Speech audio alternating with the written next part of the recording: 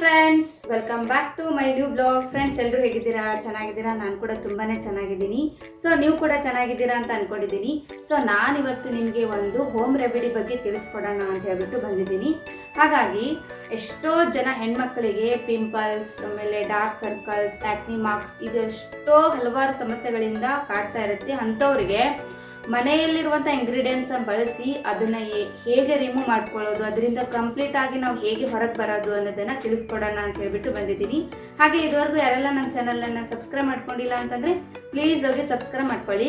ನೀವು ಸಬ್ಸ್ಕ್ರೈಬ್ ಮಾಡ್ಕೊಳ್ಳೋದ್ರಿಂದ ನನ್ನ ಪ್ರತಿಯೊಂದು ನೋಟಿಫಿಕೇಶನ್ ಫಸ್ಟ್ ನಿಮಗೆ ಬರುತ್ತೆ. ಓಕೆ, ಬನ್ನಿ ಫ್ರೆಂಡ್ಸ್, ಆ ಹೋಮ್ ರೆಮಿಡಿಯನ್ನು ಹೇಗೆ ತಯಾರಿಸೋದು, ಏನೆಲ್ಲ ಇಂಗ್ರೀಡಿಯೆಂಟ್ಸನ್ನು ಬಳಸಿ ಆ ಹೋಮ್ ರೆಮಿಡಿಯನ್ನು ತಯಾರಿಸಿ ಹೇಗೆ ಅಪ್ಲೈ ಮಾಡ್ಕೊಳ್ಳೋದು ಅನ್ನೋದನ್ನು ತೋರಿಸ್ಕೊಡ್ತೀನಿ. ಬನ್ನಿ ನೋಡೋಣ. ಮೊದಲಿಗೆ ಒಂದು ಬೌಲ್ ತಗೊಳ್ಳಿ. 1 ಟೇಬಲ್ ಸ್ಪೂನಷ್ಟು ಕಡಲೆ ಹಿಟ್ಟು, ಬೇವಿನ ಎಲೆಗಳನ್ನು ಒಣಗಿಸಿ ಪುಡಿ ಮಾಡಿ ಇಟ್ಕೊಂಡಿದ್ದೆ, ಅದನ್ನು ಕೂಡ 1 ಟೇಬಲ್ ಸ್ಪೂನಷ್ಟು ಹಾಕ್ತಾ ಇದ್ದೀನಿ. ಇನ್ನು ನಾನು ಬಂಜಾರ ಸರೋವರ ಮುಲ್ತಾನಿ ಮಟ್ಟಿನ ಬಳಸ್ತೀನಿ, ಹಾಗಾಗಿ ಅದನ್ನು ಕೂಡ 1 ಟೇಬಲ್ ಸ್ಪೂನಷ್ಟು ಹಾಕ್ತಾ ಇದ್ದೀನಿ. ನಿಮಗೆ ಎಷ್ಟು ಅವಶ್ಯಕತೆ ಇದೆಯೋ ಅಷ್ಟು ಕೂಡ ನೀವು ಪುಡಿಯನ್ನು ಹಾಕ್ಕೊಳ್ಬೋದು. ಇದಕ್ಕೆ 1 ಟೇಬಲ್ ಸ್ಪೂನಷ್ಟು ನೀರು ಹಾಕ್ಕೊಂಡು ಚೆನ್ನಾಗಿ ಕಲಿಸ್ಕೊಳ್ಬೇಕು. ನಾನಿಲ್ಲಿ ಪುಡಿ ಜಾಸ್ತಿ ಹಾಕಿರೋದ್ರಿಂದ 2 ಟೇಬಲ್ ಸ್ಪೂನಷ್ಟು ನೀರನ್ನು ಹಾಕಿ ಚೆನ್ನಾಗಿ ಕಲಿಸ್ಕೊಳ್ತಾ ಇದ್ದೀನಿ. ಸೊ ಇದು ನೀವು ಎಷ್ಟು ಚೆನ್ನಾಗಿ ಕಲಿಸ್ಕೋತಿರೋ ಅಷ್ಟು ಚೆನ್ನಾಗಿ ಈ ಕ್ರೀಮು ರೆಡಿ ಆಗುತ್ತೆ. ಯಾವುದೇ ರೀತಿಯಾದಂಥ ಗಂಟು ಆಗದೇ ಇರೋ ಹಾಗೆ ನೀವು ನೀಟಾಗಿ ಕಲಿಸ್ಕೋಬೇಕು. ಇದಕ್ಕೆ 1 ಚಿಟಿಕೆದಷ್ಟು ಅರಿಶಿಣನ ಹಾಕ್ಕೊಳ್ತಾ ಇದ್ದೀನಿ. ಇದು ತುಂಬಾ ಎಫೆಕ್ಟಿವ್ ಆಗಿರುತ್ತೆ, ಚೆನ್ನಾಗಿ ರಿಸಲ್ಟ್ ಕೂಡ ಬರುತ್ತೆ. ಇನ್ನು ಕಲಸಿರುವಂಥ ಕ್ರೀಮನ್ನು ಹೇಗೆ ಅಪ್ಲೈ ಮಾಡ್ಕೊಳ್ಳೋದು ಅನ್ನೋದನ್ನು ನೋಡೋಣ ಬನ್ನಿ.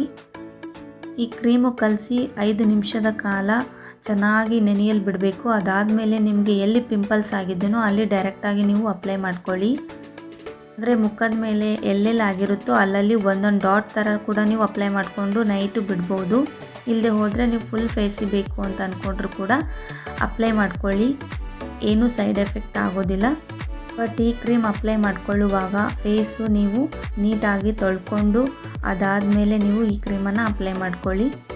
ಇದರಲ್ಲಿ ಪ್ರತಿಯೊಂದು ಇಂಗ್ರೀಡಿಯೆಂಟ್ಸ್ ತನ್ನದೇ ಆದಂಥ ಒಂದು ಕಾರ್ಯನ ನಿರ್ವಹಿಸುತ್ತದೆ. ಕಡಲೆ ಹಿಟ್ಟು dry skin, oily skin, combination skin ಯಾವುದಿದ್ರೂ ಕೂಡ ಕಂಪ್ಲೀಟಾಗಿ ನಿವಾರಣೆ ಆಗುತ್ತದೆ. ಆಯಿಲಿ ಸ್ಕಿನ್ ಇದ್ದವರಿಗೆ ಇದು ಒಂದು ಆಯಿಲ್ ಕೂಡ ಕಡಿಮೆ ಮಾಡುತ್ತದೆ. ಇದರಿಂದ ಸ್ಕಿನ್ ಅಲರ್ಜಿ ಯಾರಿಗೆಲ್ಲ ಜಾಸ್ತಿ ಇರುತ್ತದೋ ಅಂಥವ್ರಿಗೆ ಕೂಡ ಕಡಿಮೆ ಮಾಡುತ್ತದೆ. ಸೆಕೆಂಡ್ ಒನ್ ನೀಮ್ ಪೌಡರ್ ನಮ್ಮ ಸ್ಕಿನ್ಗೆ ಎಷ್ಟು ಎಫೆಕ್ಟಿವ್ ಅಂತ ಎಲ್ರಿಗೂ ಕೂಡ ಗೊತ್ತಿದೆ. ಯಾಕಂದರೆ ಪ್ರತಿಯೊಂದು ಇಂಗ್ರೀಡಿಯೆಂಟ್ಸಲ್ಲಿ ನೀಮ್ ಪೌಡರ್ ಯೂಸ್ ಮಾಡೇ ಇರ್ತಾರೆ. ಹಾಗಾಗಿ ಮೊಡವೆಗಳು, ಗುಳ್ಳೆಗಳು ಮಾಯವಾಗಿ ನಿಮ್ಮ ಸ್ಕಿನ್ನು ಕಂಪ್ಲೀಟಾಗಿ ಹೆಲ್ದಿಯಾಗಿಡೋದಕ್ಕೆ ತುಂಬಾ ಸಹಾಯ ಮಾಡುತ್ತದೆ. ಇನ್ನು ಥರ್ಡ್ ಪ್ರಾಡಕ್ಟ್ ಬಂದುಬಿಟ್ಟು ಮುಲ್ತಾನಿ ಮಟ್ಟಿ. ಇದು ಒಂದು ನ್ಯಾಚುರಲ್ ಪೌಡರ್ ಆಗಿರೋದ್ರಿಂದ ಇದು ನಿಮಗೆ ತುಂಬಾ ಎಫೆಕ್ಟಿವ್ ಆಗಿ ಕಾರ್ಯನಿರ್ವಹಿಸುವುದು.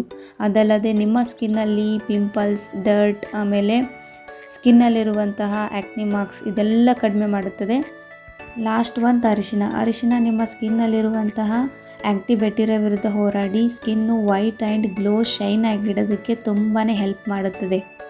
ಈ 4 ಇಂಗ್ರೀಡಿಯೆಂಟ್ಸನ್ನು ಬಳಸಿ ಕ್ರೀಮನ್ನು ರೆಡಿ ಮಾಡಿರೋದ್ರಿಂದ ಈ ಕ್ರೀಮು ನಿಮ್ಮ ಫೇಸ್ಗೆ ಅಪ್ಲೈ ಮಾಡ್ಕೊಳ್ಳುವಾಗ ಅಪ್ಪರ್ ಲಿಪ್, ಫೋರೆಡ್, ಆಮೇಲೆ ಲಿಫ್ ಕೆಳಗಡೆ, ಚಿಕ್ಕ ಮೇಲೆ ಚೆನ್ನಾಗಿ ನೀಟಾಗಿ ಅಪ್ಲೈ ಮಾಡ್ಕೋಬೇಕು. ಯಾವುದೇ ರೀತಿ ಇದು ಸ್ಕ್ರಬ್ ಮಾಡೋ ಹಾಗಿಲ್ಲ, ಜಸ್ಟ್ ಅಪ್ಲೈ ಮಾಡಿಕೊಂಡು ಅದಾದಮೇಲೆ ಈ ಕ್ರೀಮು ನಿಮ್ಮ ಫೇಸ್ಗೆ ಮಾತ್ರವಲ್ಲ ನೆಕ್ ಆ್ಯಂಡ್ ಹ್ಯಾಂಡಿಗೆ ಕೂಡ ಅಪ್ಲೈ ಮಾಡ್ಕೋಬೋದು.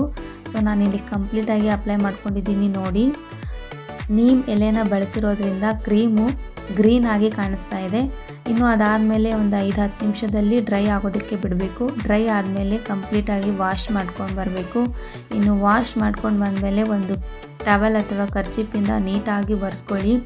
ಪಿಂಪಲ್ಸ್ ಆಗಿತ್ತು ಅಂದರೆ ಜಾಸ್ತಿ ಸ್ಕ್ರಬ್ ಮಾಡಿ ಒರೆಸ್ಕೊಳ್ಳೋಕೆ ಹೋಗಬೇಡಿ, ಯಾಕಂದರೆ ಅದರಿಂದ ಬ್ಲಡ್ ಬರೋ ಚಾನ್ಸಸ್ ಕೂಡ ಇರುತ್ತೆ.